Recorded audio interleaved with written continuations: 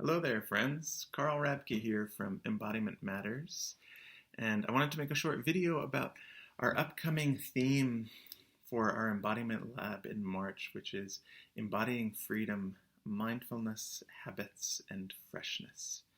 And for those of you who aren't familiar, the Embodiment Lab, it's a monthly online training context that Erin and I do each month, and we take basically themes that feel most central and important and then dive into them over the course of the month through movement lessons and talks and poetry and guided meditation. And we also have 2 live Zoom calls each month. And it's a really great community of participants from around the world.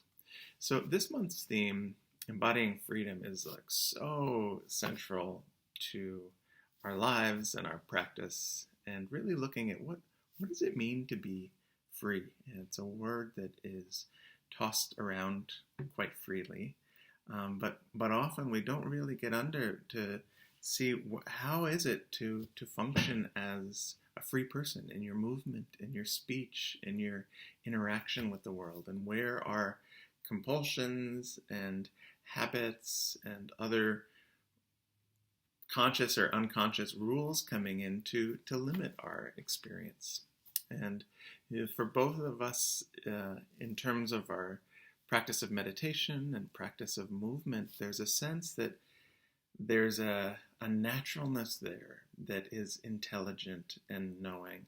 So the task isn't so much to add new information on, but to learn how to rest in what is inherent, what is natural. And so working with our habits and compulsions can be really, really helpful for that. And I think this is where the work of Dr. Moshe Feldenkrais makes such a contribution to human freedom, because in any of our activities, any of our addictions, any of our habits, how we are with money, how we are with sex, how we are with family, how we are in public speaking, all of that is connected to a physical gesture, an expression of breath, a way that we're using our eyes and our attention, a sense of how we're inhabiting areas of ourselves.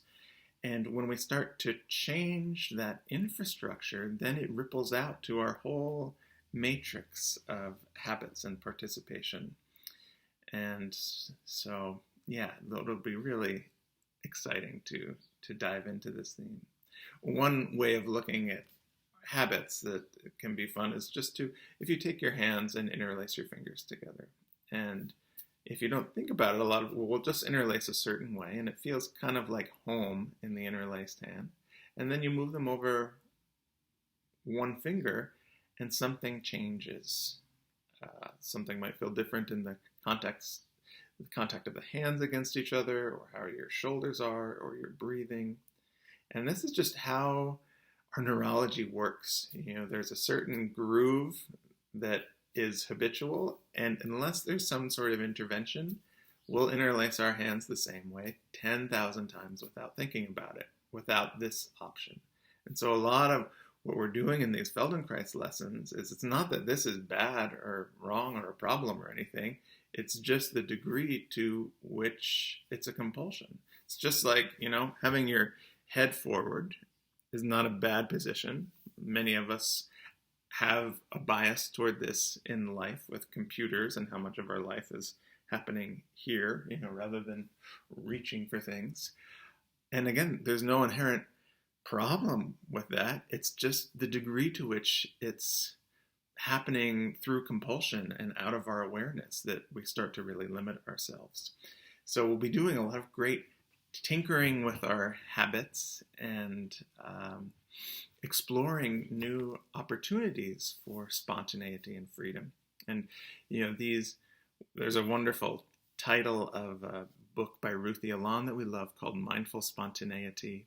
And oftentimes people think of this as like a paradox, like, can you be mindful and spontaneous at the same time? I thought mindful was like, I'm aware of my orange that I'm slowly eating, and spontaneity is, this sense of freedom. And what we really want to look at through this is how to have a friendly relationship and start to bring care and awareness to our habits so that we can have a sense of both mindfulness and freshness and simultaneously, mindfulness and spontaneity simultaneously. So, yeah, please join us if you like for the month of March. It is $50 a month for the Embodiment Lab, and you can stop as you like. And like I said, it's a really supportive, wonderful group of people from around the world, and we look forward to seeing you in the lab.